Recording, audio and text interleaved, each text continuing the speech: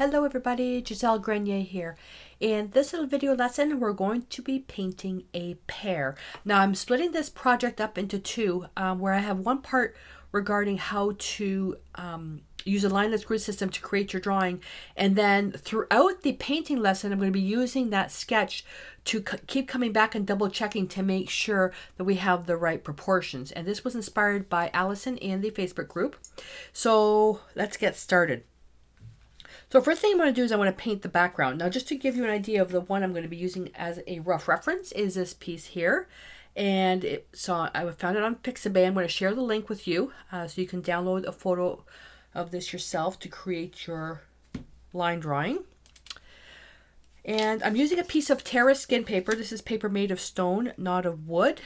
And the colors we're going to be using, I'm using the Decor Traditions. I'm using Phthalo Green Yellow, Phthalo Blue, Permanent Alizarin Crimson, Hansa Yellow Light, and Opaque Titanium White. The one thing with the Terra skin, because it's super smooth, is that you don't really need to prime it with gesso. Myself, I find that it works better with gesso. It gives it more tooth, and that's up to you whether you want to use that or not. Let's move those up there. And well, it would help if I had the gesso ready, wouldn't it? So I'm going to be using the Traditions gesso. And I'm going to just a damp brush, and I'm just going like this. And if you can use paper, you can use canvas, whatever you want. And I just have a piece of no stick mat under here. And I'm just making, just rough brush strokes. I don't want ridges showing, but I do want to show some. Oh, let's see if I can see how rough that is. I like the idea of the brush strokes showing through. Ridges are, that is a ridge. That's not, I don't want that. I want brush strokes. So it's relatively flat, but without any of the heavy ridges. The ridges will actually affect what you're doing. And in oils, what you can do is when you're painting with oils, scrape off your oil palette, put that stuff into a Ziploc bag, let it dry. And then when you're ready to prime your canvas, mix that in with your, let's say, liquid white or whatever. Put that on the canvas and it's automatically going to be textured. So something like that. And I'm just going to tilt that to the light so I can see. I'm just going to smooth out some of those. I don't want it too rough. And what this does is it makes your piece look like it's painted and that it didn't come off an assembly line overseas. Because when you have brush strokes that actually shows that it was painting, there's more value in the art. Unless it's actually written as a print. Now I have to let that dry. So I'm going to put this aside for a sec. And I'm going to make up the background color. Now, the background color with this is a blue that leans towards green. So what's the first color you think of? Phthalo blue, because it doesn't lean towards violet, which is ultramarine blue. And one thing you have to be careful of, when your brush water has that much dirty, when it's that dirty because of white, you need to clean it because you run the risk of contaminating the transparency of the blue if you were going to use it as is. We're not, we're mixing it with white, so it's fine. And we're going to need a good amount of this. Now, I could have done this with gesso with the phthalo blue, but I wanted to show you the technique of mixing the brush strokes with the gesso. Keeping in mind that this is also going to dry darker. So I'm just going to create a couple of mixes here. That's actually pretty good. I'm thinking I'm liking that more. So what I'm going to do is I'm going to come in here. I'm going to make this one even darker. So you like to show dark and dark to show light. So we got two values there. All right. Now you do need this to dry first. So what I'm going to do to show you the difference, I'm going to go and take a piece that's not been primed with gesso. That's pretty. And you can come in, I'm going to take some white, and I can come in here. We want a rough background. We don't want anything too, like not a gradation. And these backgrounds like this, they are so pretty because they're so abstract. And I'm just going to come in and just hit the sides. And turn that. I'm liking the dark on the bottom. Let me just put a bit more of a dark blue up in the corners. I mean, this is why the book of backgrounds is great to use for your backgrounds. That's actually pretty good. Yep, that's actually pretty good. So that, and like let it dry if you can. I'm going to come in here. I'm just going to go right across. Now, you should do this with a ruler. I'm going to take the white and I'm going to go the opposite way. Like that. Just to ground it. You don't have to do it this way. You can do it while you're painting. But I just wanted something there because it gives it some dimension. But again, that's up to you. I'm going to take a bit more white. Because we're going to have this pear sitting right on top of the table. This is the way that they did this. It's taken right from, it's really far down. You don't see any of the tabletop other than what's here. And all this is soft. So we're going to do the same thing. And I'm looking here and saying this blue still isn't green enough. Let's pop a bit of green in there. And actually I shouldn't have done this because I want to do this with the green in the other piece. So I want to do a comparison of what it looks like primed and unprimed. Okay, so I'm going to put this aside. Look at me. I put that aside. Put that over there. You know, I just did, look. I just put my phone in on the piece. All right, this has to dry a little bit more. So we'll come back when this is dry and I'll do the exact same technique, more on the green side, and then we'll compare the two. All right, so this is dry now. So now I'm going to create another background. This one I'm going to make a little bit softer. Let me grab my bristle brush. And going to, I don't have any palette knives. Oh, okay, I'll use my brush. So I'm going to make this one a little bit more green. So I'm going to start with the green. I'm going to go in with the blue. Get that in there, and then we'll go right into the white. I want a little bit more blue than that. A bit more blue than that. So when mixing these types of colors, always, always, always answering the question where it sits on the color wheel.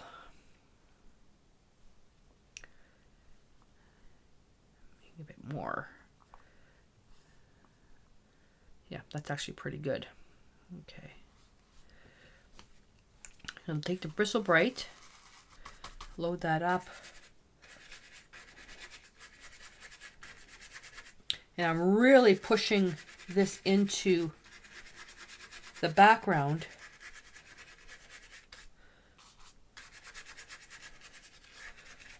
Because I want it to be soft. So there's two different ways that you can do this. You can do it with the big brush, and then you can do it with a dry brush. The other one was a wet on wet, and this is a dry brush.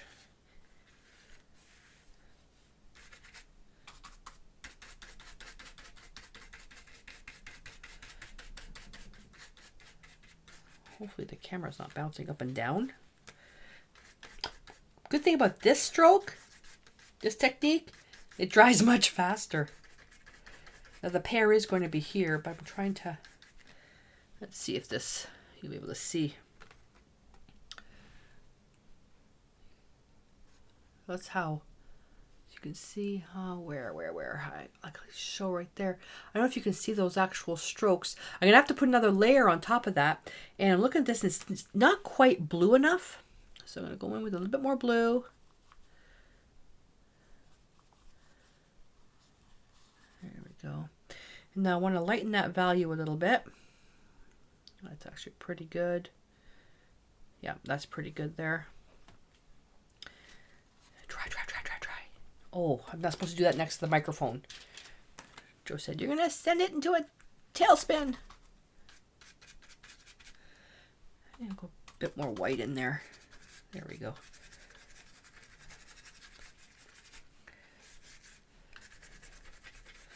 So I'm just going to dry brush that. Same thing. And this you can do as many times as you want.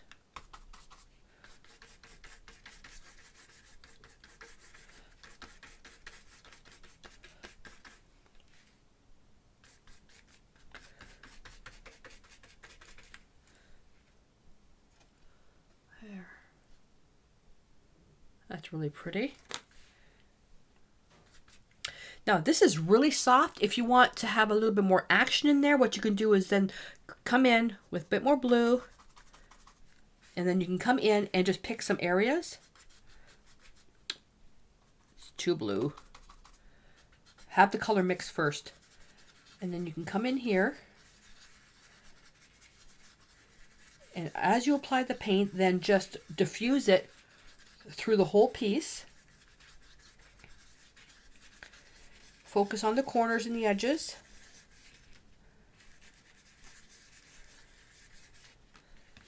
Turn that.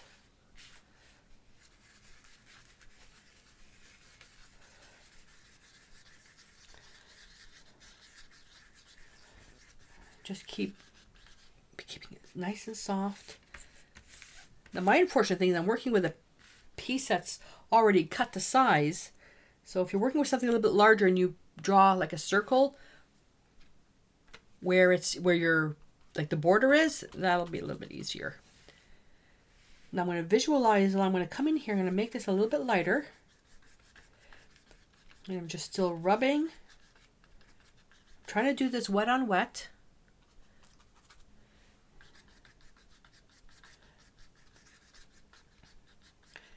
And what happens is that the texture from the gesso part is grabbing the paint. Whoopsie. And I know the pear is going to be in front of this, so I'm putting a little bit of a glow behind it. And then where it comes out to the edges, either you soften it or just use different angled strokes to bring it out like this. So I'm going to have to look at that. That's actually pretty good. I don't mind that. This part here is going to be darker. Soften that. Yeah, I kind of like that. I have to keep tilting it because I've got a terrible glare on here. Yeah. Good, good, good. So now I can turn around.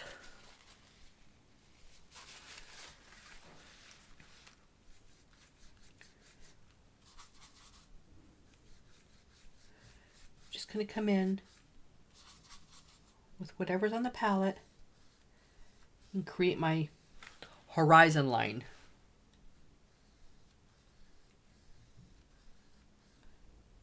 Minus the hair. Get off. I want to make this horizon line darker, not brighter.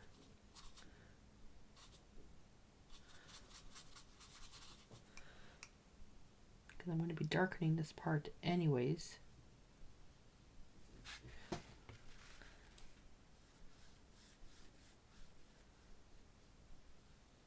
Now you could draw a line, a manual line. Is that straight?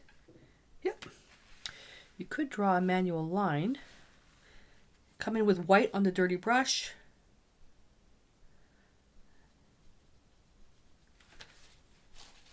Blot the brush. Just keeping that soft. Just to get that established there. I didn't go all the way to the top because I wanted that to be dark. Because this piece, the way it's in the photograph, it's, if your table is here, the pear is here, the camera is right here, and it's just, let's see if I can do it this way. And the camera is this way. It's like right on. So you're not really seeing any of the tabletop, like the whole depth of it behind the pear. You're seeing the wall and you're seeing the table. That's it. So now this is where you choose what type of style you like, if you want something really, really vibrant or you want something much more diffused. So that's the difference. As for working with it gessoed or ungessoed,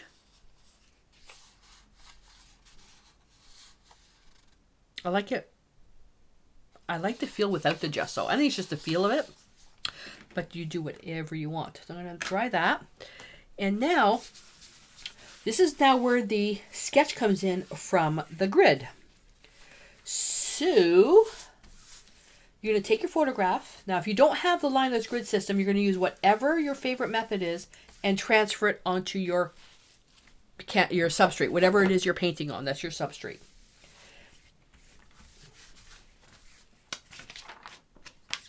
Great. So, if I was using this, I want to get it onto here. But you make sure that the pear sits actually on top of the horizon line. Mine's a little bit big, so I'm going to have to make an adjustment if I want it to fit there, because the horizon line, how about I move it down and match it? Has to match this here. There we go. Now, on this one here, I've got the pear forward from the wall. Turn on. This one here, it's almost invisible. It's actually right here. It's wall and table. That's it. So depending on the picture that you find, like if you don't want to use this one, you want to find something a bit more simple. So I'm going to, so the technique will still be the same. The background is still the same. All I did was I moved the horizon line a little bit higher to give it more depth. Okay, so it's up to you how you want to set that horizon line. Okay. So you can make it where it's right on top of the horizon line, or you can bring it down. That's up to you. So what you're going to transfer it onto your piece, and then we'll move on to the next step. All right, so now getting that line drawing prepared so you can transfer it. So with the line that's grid system, so the line drawing I gave you, you're going to tape it behind your grid, and we can use the one-to-one grid, or depending if you want to make it smaller, use a smaller paper grid, or the larger paper grid if you want to make it bigger. It's up to you. And what you're going to do is you're going to transfer the lines. So you're going to go to, the quadrants, L8, and there's a line there. So you're going to make that line. You're going to copy everything in the little quadrants onto your tracing paper. So I have the actual paper grid behind my tracing paper. And I also made lines here with a corner. I made a line here, and that's registration marks. And what that is that if I take my paper out and use it for something else and put it back, I have to make sure that it lines up here to make sure that everything matches this. Okay. Now, this particular one here, this is the one that you're going to be getting for the project. I went over it with pen because the pencil doesn't show up that great. And then what I did is here, I put an extra line down here. If you wanted to move the pear up higher and not create the horizon line here, but let's make the horizon line below, just add a line below the horizon line, and what that is to simulate this dark part here. And all these dashes represent areas of highlight and where the colors change. Okay, so then from there, that's ready to go. Okay, so that's what you're going to use. So for this project here though, I'm going to use this one because if this one gets buggered up, I don't care. I don't want this one to get damaged. Put you over there. So now to refer back to this, over here. So I made my sketch here. I made it really heavy. You don't have to make it this heavy, but I want to make sure it transfers. Then on scrap paper, you're going to turn around and you're going to put the side that's going to transfer to your substrate. You're going to use a 4B pencil, and depending on how light or dark your background is, you can use a graphite, you can use charcoal, you can use pastel. It doesn't matter. And what you're going to do is you're going to get some graphite on there. See? Transferred. So get some graphite on there on scrap paper to make sure you have something behind there. Okay. And let me move this out of the way.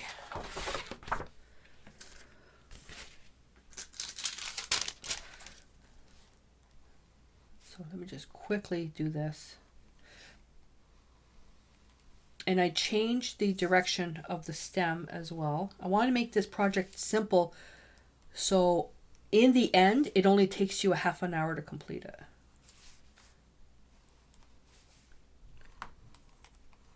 You don't need to worry about the horizon lines. Okay, so let me take this. Oh, I need another table. Oh my God. And then you're going to put it face up. And then you're going to judge exactly where you want to place it. So depending on where you want to put it, you can put it down here. So the horizon line I have is here, so you can line it up there or have it sitting right on top. I can bring it forward just a little bit more if I wanted to. So it's up to you where you want to place it. So this is where, so this line would be this one here. But in the photograph, the pear is actually right there. So the bottom of the pear is right here. That's where the bottom of the pear is, right there. So I gave you two alternatives. So you're going to then take a 2B, and then that graphite might be a little, oh no, it's fine. I thought maybe a little light. And I'm going to trace it.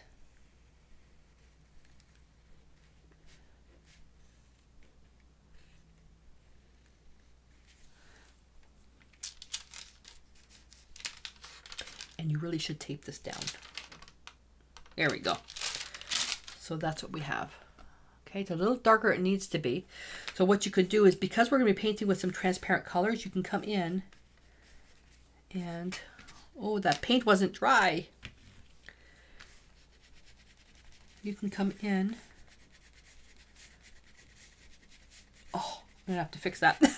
Paint wasn't quite dry. And you can come in and erase that a little bit. I may have to paint past the graphite line. Oh my God. Yeah, it's still tacky. I have to clean that. Okay, don't do what I just did. All right. So now, as we're painting this, so if you don't have the lineless grid system, that's fine. Just transfer your drawing the way it is. And this step I'm going to explain it because I'm not going to show it as we go. What you can do is, as you're painting this, to keep the integrity of the proportion, perspective, the size, and all that stuff intact, keep taking your line drawing, and when this is dry, place it right on top to make sure everything is still in shape. And that way, if you've gone too far, let's say you made a big boo-boo and you painted like way out to here, when you place your line drawing back on top, you're going to see that you went too far. Then you'll have to come back in with the background color, negative space paint, and cut right into the pear to cover it up. So all you're going to do is use your existing line drawing and just keep checking and checking and checking and checking to make sure that everything is in place. That's it. That's all you need to do.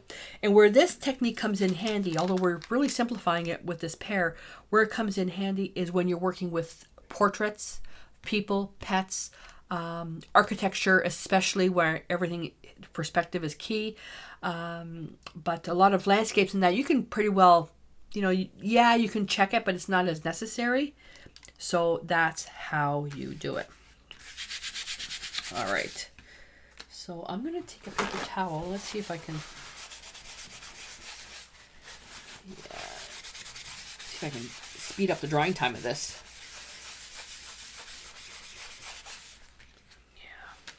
Yeah, see, the problem is that you've got, it's quite dark, but I'm going to have underpainted white anyways. Now, why would we be underpainting this white? If the pear is green, red, and yellow, what will underpainting the pear white, what will that do to help you? So I'll let you guys ponder that for a second.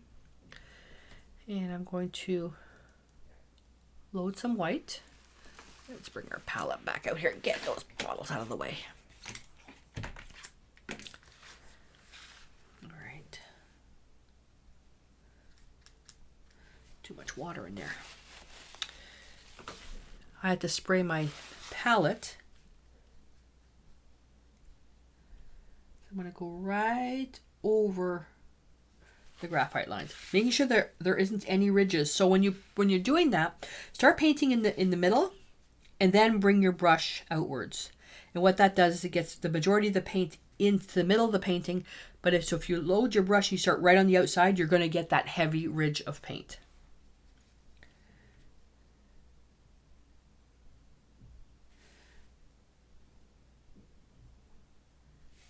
I'm just going to paint. See how fast it's drying? Oh my God. It's drying fast, except where I need it to be dry.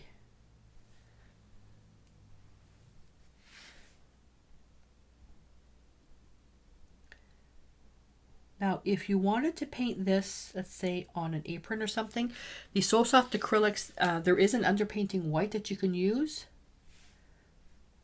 for the fabric paint. If you want to paint this on a clay pot, patio paints, just use the white. You want to paint this on a mixed media card.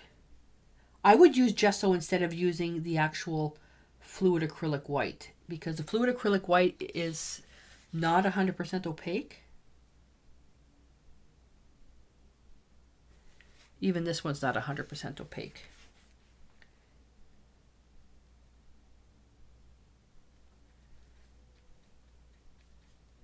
And if I'm not mistaken, I think this is gesso that I'm using, not the actual paint.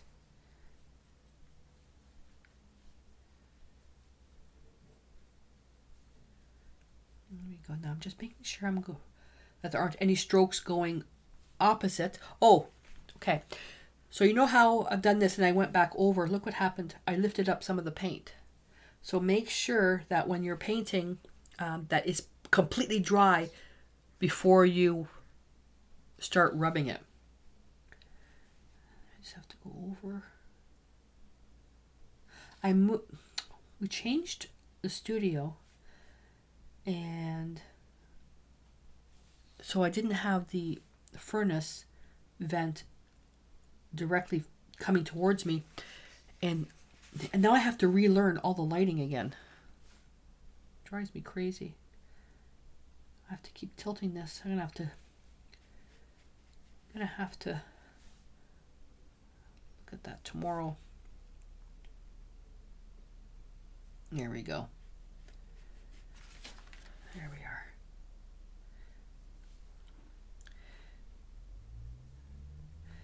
And to ensure that it stays wet, just add a little bit of water into your gesso or your paint if it dries too quickly. You can use extender as well, but for this particular project, I'm going to assume you don't have any of that. But you will need to cover this type of background because the phthalo blue and phthalo green is so strong. You will need 2 coats of paint. What you want to do is try to remove as much of the blue as possible.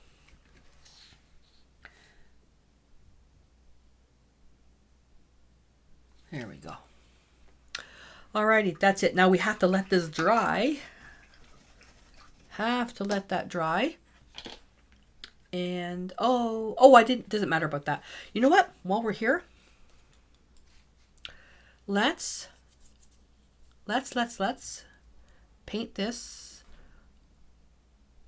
I forgot to bring out, I forgot my base paint. Let's use raw umber, burnt umber. I forgot my neutral.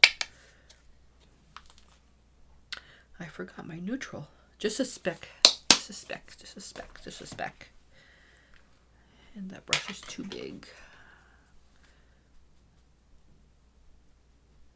You could even take green and...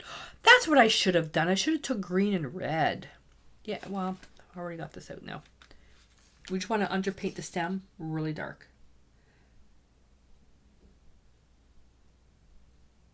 But yeah, so phthalo green and alizarin crimson would have worked just fine. Bad me.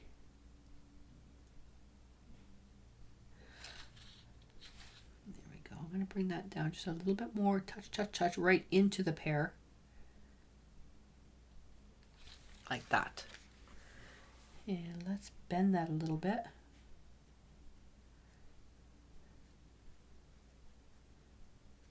Like that. There we go. So, we underpainted the pear because... Turn that on. Turn that on. Come on. We underpainted the pear because if we had let the blue show through, because the yellow and the alizarin crimson and the phthalo green are all transparent, the blue would have made everything blue. So it would have made the green more blue-green, would have made the red more really dull because green and red are opposite in the color wheel, and the yellow would have been more of a yellow-green. So that's why we underpainted the white, to create that barrier so the paint will look much fresher being applied to this versus being painted directly on top of the blue. Plus, if you were to put these transparent colors onto the blue, not only are you going to be having that optical color mixing because they're transparent, it's going to take a lot more layers of paint to try to get these intense colors. So by painting it on top of white, you won't need as many layers and the colors will be true. All right, so I want to do one quick check here. And I was going to zoom up on this, but you won't be able to see the palette, so we're going to have to work with this. So I'm going to take my line drawing, I'm going to put it on top, and I am over on this part because of the graphite. I went over the graphite a little bit. So I'm not going to bother fixing that. I'm fine with that. But just to let you know, that's how to check it. All right, so I'm going to take a small brush. Now let's work with let's get the what? We can work on the bottom. We can get the green done first. So I'm going to take a little bit of green with white and a little bit of yellow. That's actually not too bad. Yeah, that's a good way to start. So if I'm going to start this upside down, if you have the ability to lock your phone so it doesn't rotate, I can turn it this way, and now when I'm painting, I can even zoom it so it's close to what I'm working with. Now, this isn't the exact same pear shape. Exact same pear shape.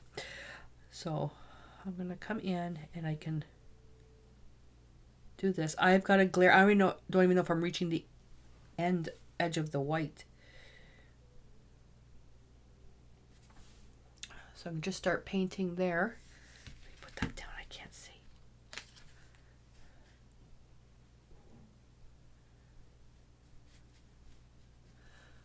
Okay, I'm thinking now that green isn't deep enough, so it's where we start asking those questions. So I'm going to add a little bit more of the phthalo green, and I really want to get that matched right in there. That's not bad, because I'm going to be covering this with dark anyway, so that's where I can do my testing. A bit more phthalo green. Yeah, that's pretty good. So I'm going to go back over. And I need, whoops, I'm going to put that in my tea. Need to get it right over there. I can still see a little bit of graphite showing through. So if you wait for your stuff to completely dry before you do what I did. Come down this way.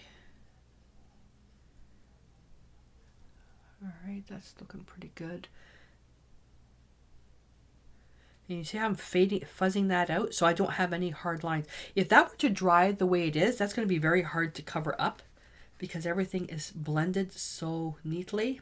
I mean, it's going to be covered up with dark anyways, but I like keeping everything really soft.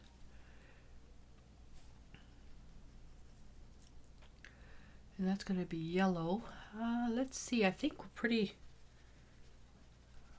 good there. And this part here where I foobarred that up, I can rinse my brush, come back in with a bit more white, and I can come in and cover that up. There's a bit more blue in there. And just cover that up, you know, and do that if you want. It doesn't matter. All right. And this pear, I believe I taught this, I think I got it at a convention. I think. I can't remember. But it's one of the better ones that I've done with color theory, is because of the colors. So I'm going to come in with pure yellow, and while that's wet, I'm just going to get a little bit of yellow in there. I'm going to go right over, because I don't want the red to overlap the green too much. So I'm going to put that yellow in there so it'll go more into an orange. Right down the side. So this is the optical color mixing I was talking about. Just applying a layer of yellow over the green.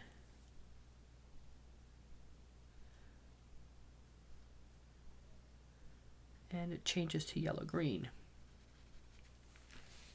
Still had a little bit of green in my brush there. Soften those edges. If you're an oil painter, softening the edges is something you're going to be used to doing.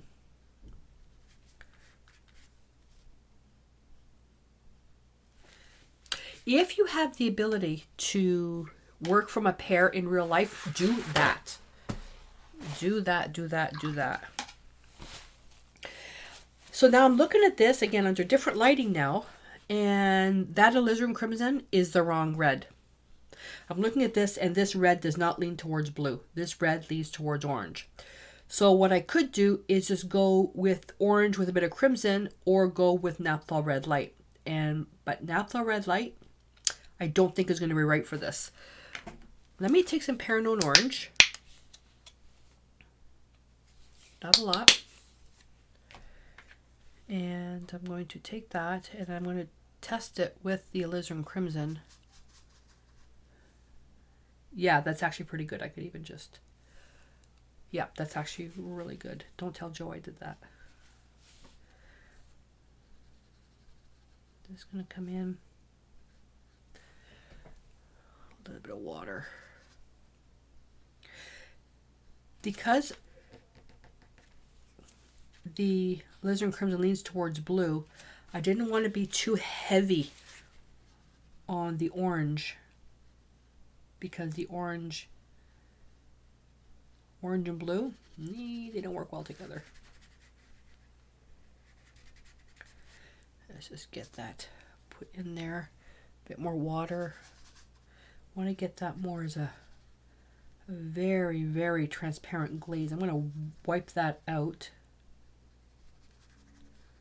Watch how I do that. Fresh paper towel. This is why it's important that your paint be dry. I could even use my finger for this.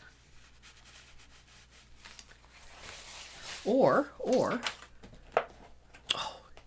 come on. I refilled my baby wipes and they're so tight in the box. Take a baby wipe. I just want to stain. That. Because it's really modeled. It's not something that's... Whoops. I did a bit of a drag there. That's okay. That's easy to fix. Clean on the edge.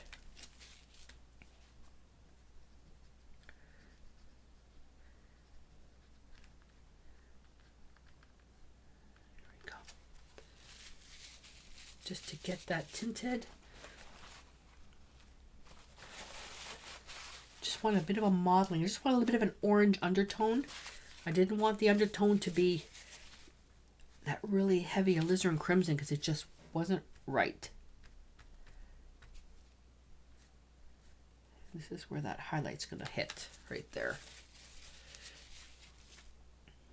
Okay, while that's drying, get that out. I'm going to go back in with the yellow.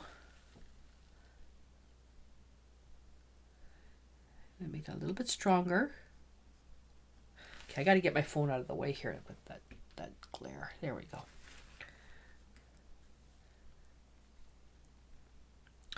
So you've been painting and painting and painting and painting. Let me just bring a bit more yellow in here. We've been painting and painting and painting, and we go, oh, let's just double check our shape. You're going to take your line drawing, wait for that to dry, come back in, put it on top, and then see if you're on point. If you're working with oils, what you may want to do is, if you can put packing tape down on this side, that clear packing tape, that way when you put it down, if you happen to touch some of the oil, it'll just wipe off really easy. I mean, you can even do this with this one here. The only thing is, once you put the packing tape down, you can't retransfer any lines. So that's why it's handy having two versions of your line drawing. And I'm going to come in with that green again. A bit more phthalo green. Yeah, like that.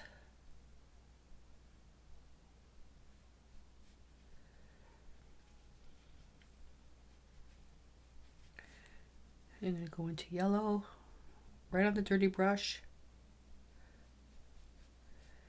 and touch where the colors meet. This is where you get that really nice blended effect. Love that. So depending on your style, you may want it more photographic, you may want it more impressionistic. It's completely up to you what style you want to use for this. I am going to get some, I'm going to grab the naphtha red light with this because I want to get some of that color in here. Just a speck.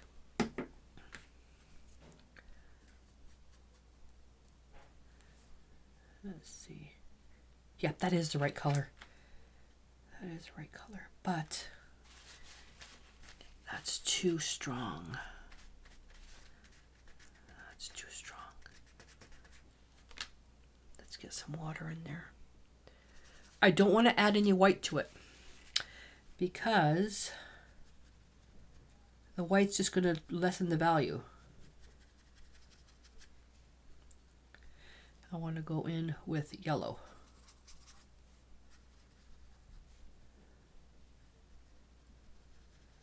I want it to be more yellow the closer I get to the green. More yellow here. I mean, if you're an oil painter, this would be the perfect piece to practice on. Because I'm mixing the colors in the brush. Especially for beginners. This is ideal for beginners. So naphtha red light with Hansa yellow light right in the brush. And where the green and the red are going to meet, it is going to be a little bit muddy. And that's what it's supposed to be. It's supposed to be.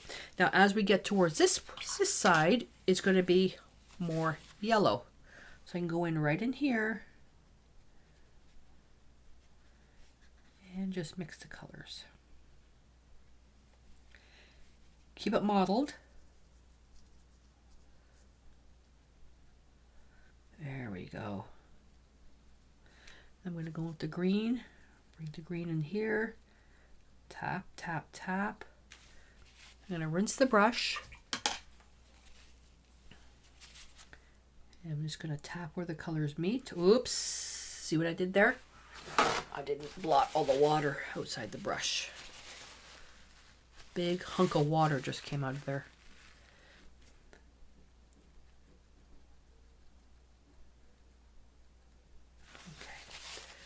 Let's come in now with a little bit of yellow.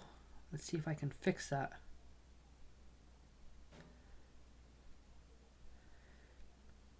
See, the water just lifted the paint right up because I didn't wait for it to dry. What I'm trying to do here is I'm trying to do this wet on wet. Okay, that's going to need some fixing. I'm going to have to let that dry now. But I can continue to work over here. So now that this is... No, I can't. I have to wait for it to dry. I can just see it's just starting to dry out in some spots, which means it's tacky. It's tacky. Okay, what I can do though is I want to try to save some time. Phthalo blue with a little bit of burnt umber. A little bit of water. And right in here,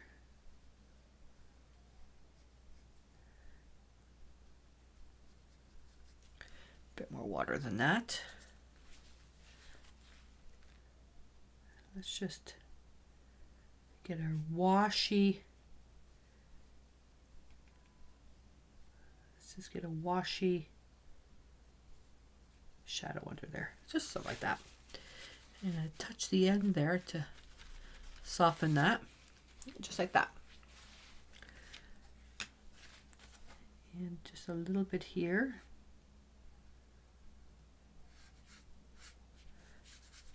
There we go. We'll let that dry out. I think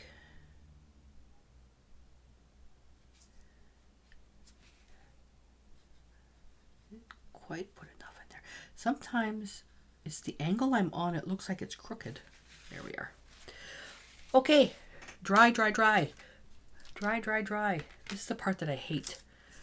Waiting for the dry. It dries too quickly when I don't want it to, and it dries too, and it doesn't dry fast enough when I want it to.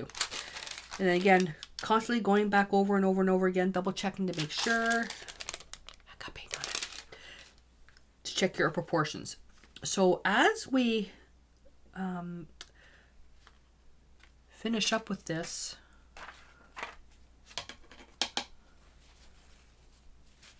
I'm going to come in with the yellow. I'm going to go tap, tap, tap over that.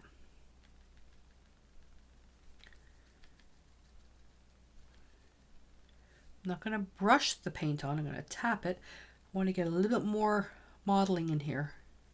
It's too flat.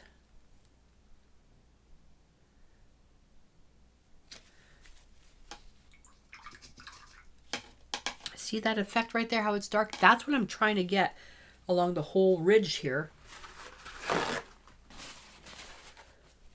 See, on the angle I'm on, all I see is the highlight from the graphite all the way around here. I know you can't see it. There, now you can see it. See? Right there.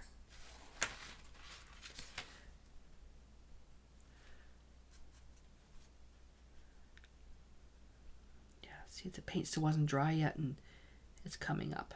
I don't have the patience for this. All right. I'm going to get my heat gun. I'm going to dry this. I started working on this and realized I pushed the button to turn the camera on and it didn't turn on. So you didn't miss much. It's about 15 seconds. I had dipped my little bristle brush into naphtha red light and I started going round and round and round to get that dry brushed in there. Really soft look there.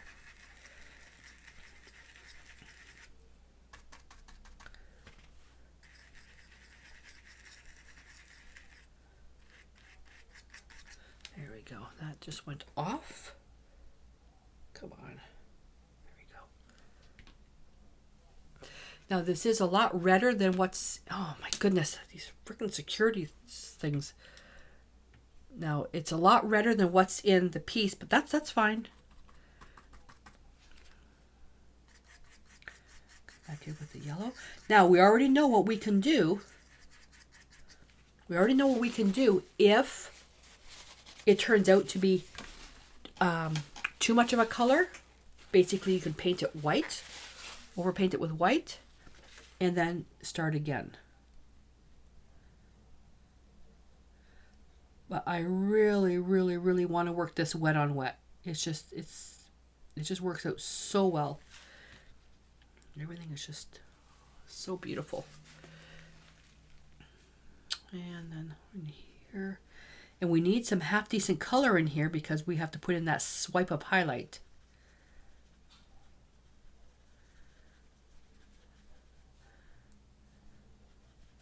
And the yellow, I can make the yellow quite heavy because it is so transparent. Now see where these dark patches are? You know what that is? The blue showing through the white. I didn't quite have enough white in there to cover that up. So I'm coming in with some of the yellow right on top of the red. Because we did the dry brush, it's dry automatically. I guess we can use these spots in here from the underpainting showing through. We can say they're splotches in the pear. How about that?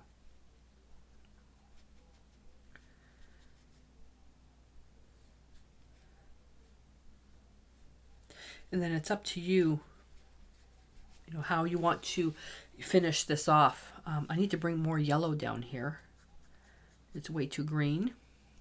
Now I could come in with yellow with white, but the problem with using the white with what I'm trying to do is the white's going to cloud the color. It's going to make it the value. It's not. I want the intensity. I really. Oops! I just picked up white. I really want a good saturation on these colors. Now, once that's dry, I'm going to come in then with the green. I'm going to dry brush that up a little bit, and where the colors meet, it is going to be a bit brown, but you're going to get that regardless, unless you take a brush and you physically paint it this way. While that's drying, I'm going to take a smaller brush, and let's take some white with a bit of that burnt umber.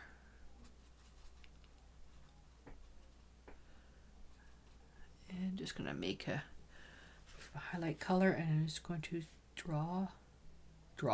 paint. Not right there. And we'll have to see if, because that will darken a little bit.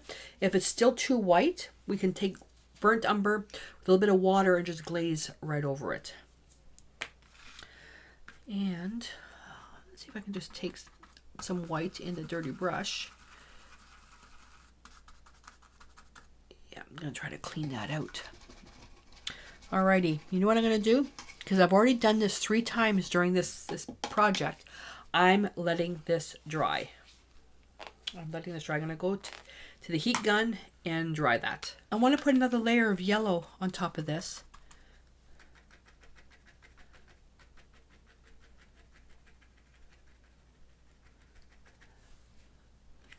There we go. Okay, I am going to have to change that lighting. Oh my God.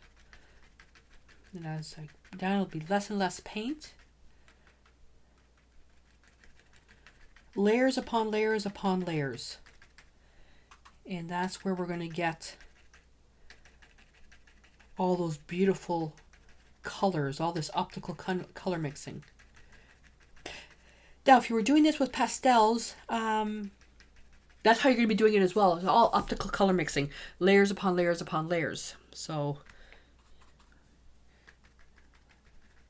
and with the oils though, you could probably get away with just doing more color mixing itself.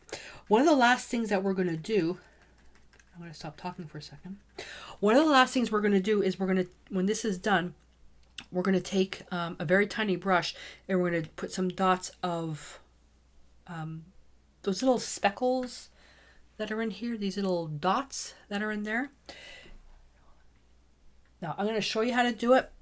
The way to do it though is you take, and you can probably even use your line drawing if you have an extra, you cut out the pear and you create a mask, and that way this will protect your background from getting all those splotches.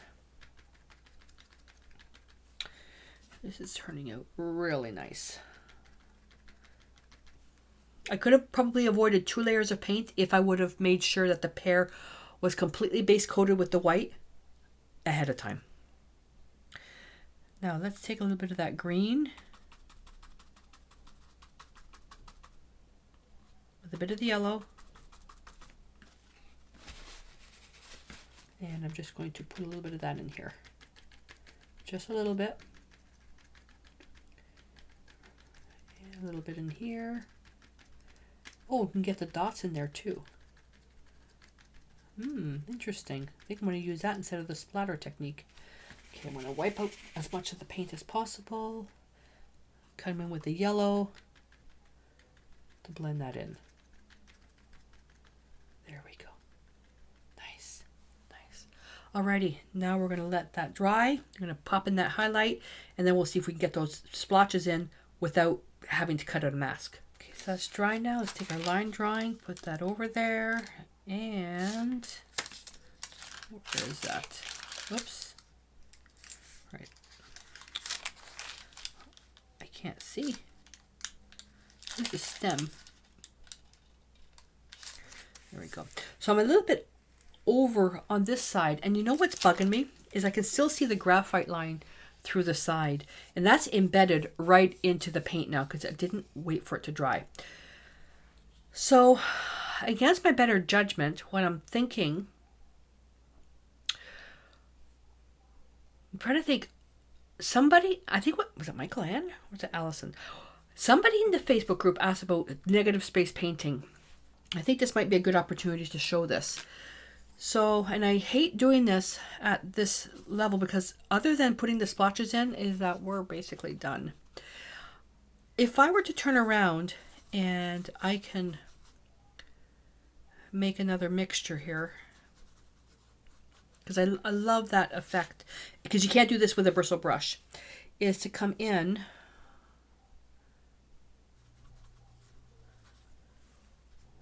want to get that right color. That color is not right. Green. That's not bad. It's not the color I'm looking for. Not the color I'm looking for.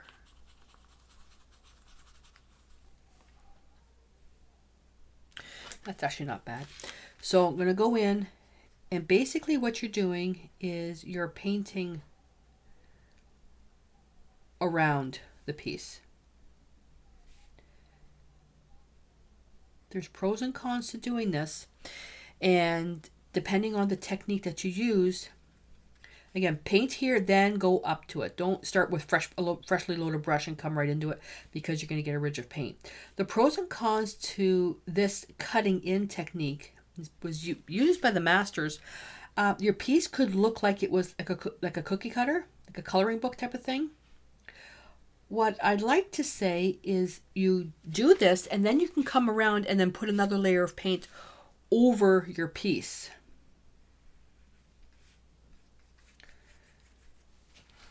See right here, I can't get right in there. Come on. So to put another, you can put another layer on top of your pear to kind of soften the edges. That is, well, what I'm doing here is a bit beyond the scope of the project, but I wanted to show. So I can cut right into the stem, change its shape. Let's go with a bit more blue. I really like the softness of this. But see, you're just cutting into it. Again, this is up to you if you want to do that.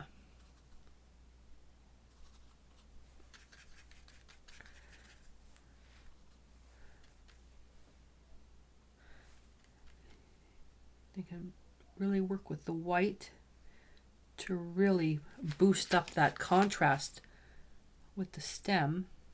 And then you can come in and repaint the stem.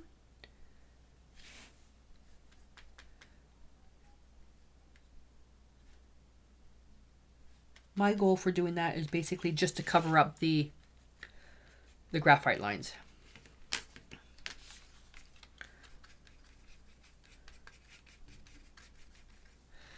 I'm going to go a little bit darker here.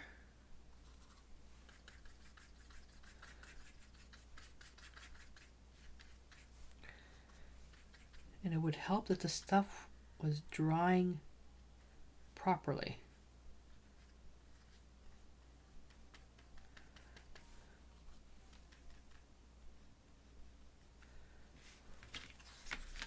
Go.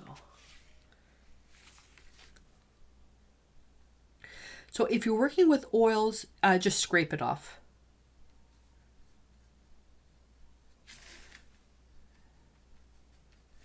Here we are. Oh, I love that deep blue. Oh, I love that deep blue. See? Look at mistakes as just opportunities. Mistakes are a learning experience. And I tell you, I made enough with this painting. I will never again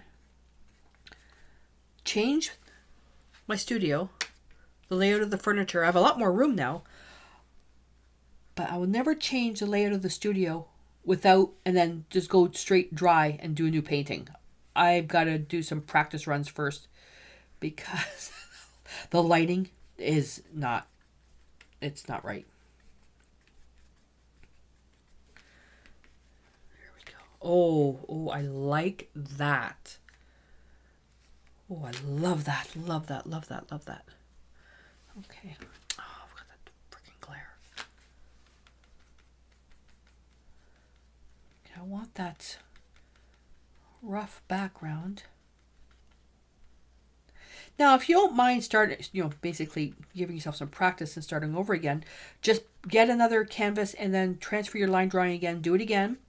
I mean, I could dry brush the background over everything and just go slightly to the edge and repaint the pear. If I was doing it for myself, that's probably what I would do. Oh, I like that. I like that. I'm going to turn around and just bring a little bit more white in there.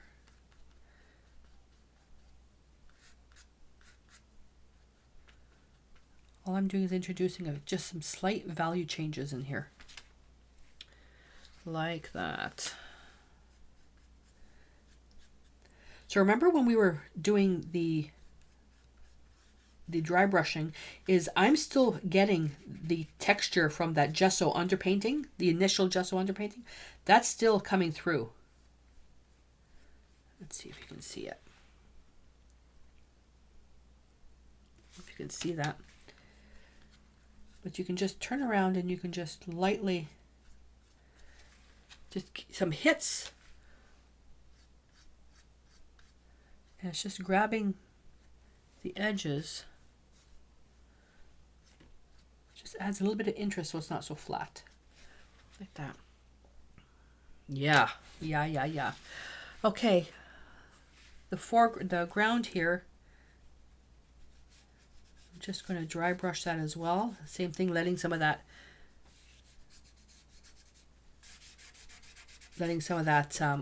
the gesso grab the paint. And let me go to the smaller brush. Go back with the burnt umber. I kind of like the way that stem looks like that. I like that. I think it's quirky, and then what do? I make it crooked.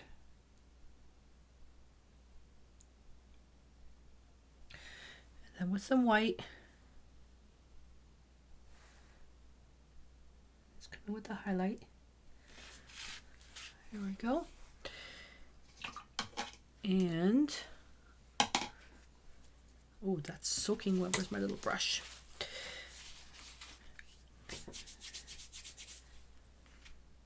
Yeah, I like that. So on your own, if this happens to you, so because I went to and I cut the pear a little bit hard, come in and just redefine the outside edges in here. This part here, I can still see a little bit of the graphite. I'm not going to do any more on that because of, if I had a flat brush, where would I be? I'm not going to do any more on that because that wasn't really the purpose of all these adjustments. Coming in, I mean, brown, to get some burnt umber in there. And all I want to do, I mean, you can come in and just shadow. Just gotta set it down. And now, because it's being done so lightly, against that, all that white, it's really strong and it's beautiful. And then the yellow, you would come in. I've got a lot of green in that brush. I'm loading it with the yellow. I'm blotting it out with the paper towel.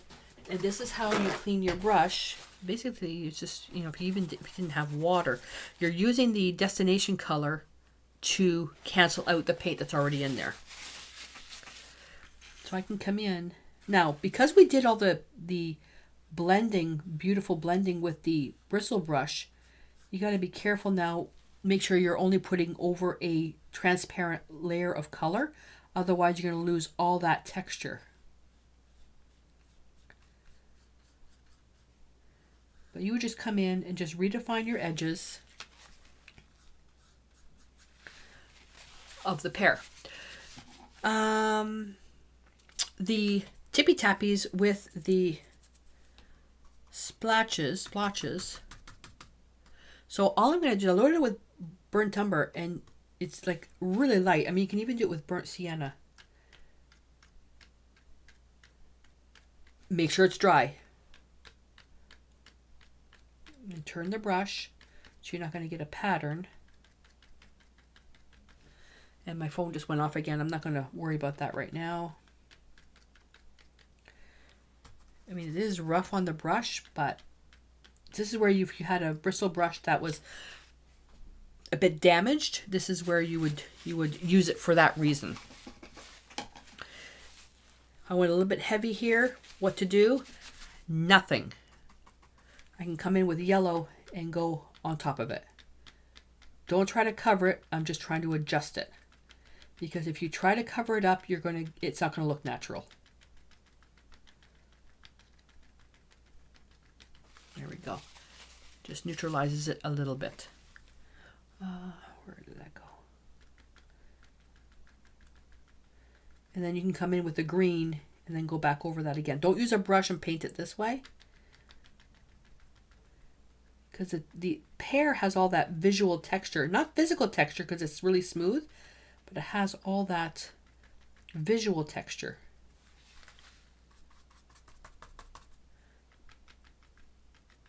And just come in with the green. Okay. The highlight. Now you can do this two ways. You can use this with a brush and just smear it on, or because if you use the bristle brush and to get that highlight in there, it's going to be really, really soft depending on how strong you want that highlight. So I'm just going to give you an example. If you just put it like this, I mean, that works well too. Or you can take it. Let's see if I can do that.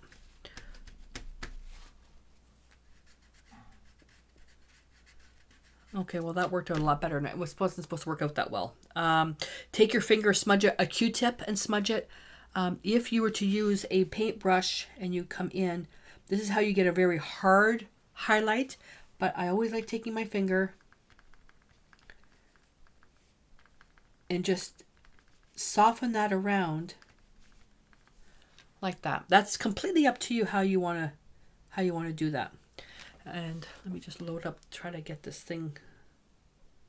So see how hard those edges are, but it's really, really strong right there. And because my pear is a different shape, you use this around where the areas are bright. So this one here, the light is coming towards this way, not behind, but it's in front. And if we add too much of a highlight, what do? Just take your bristle brush, dab, dab, dab. See, this is, to me, that's a bit strong. And I can use a clean finger and just soften that out.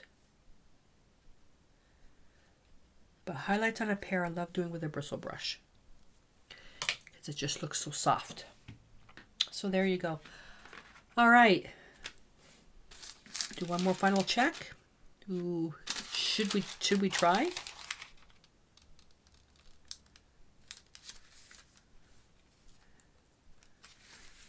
Look at that. How's that? It's perfectly matched to the line drawing. I just had a silent hiccup. Oh my God.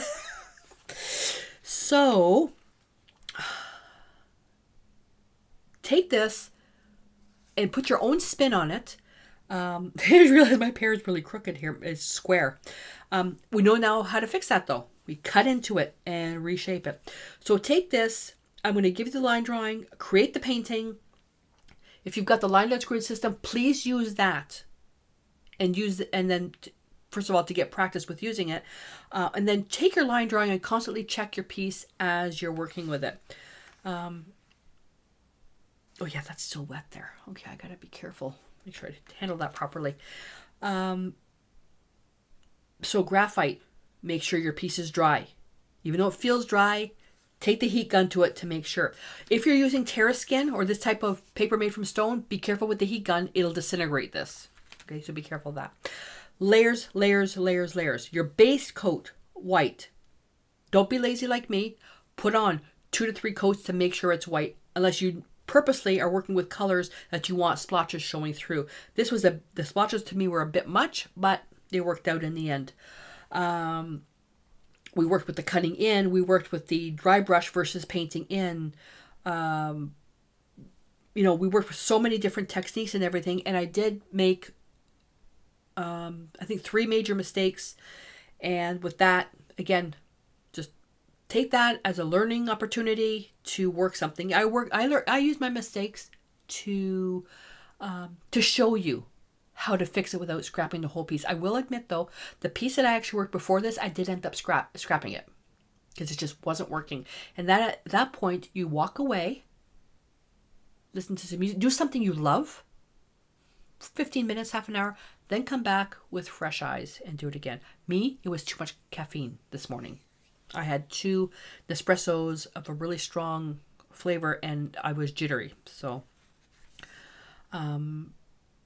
So your challenge is going to be to take the Pear that I provided the link on, either that or use your own, but I prefer if you could use the link that I gave you, that way everybody's on the same page, or even use this one here, this shape, use whatever you want, but try to use the same colors and work with an impressionistic background.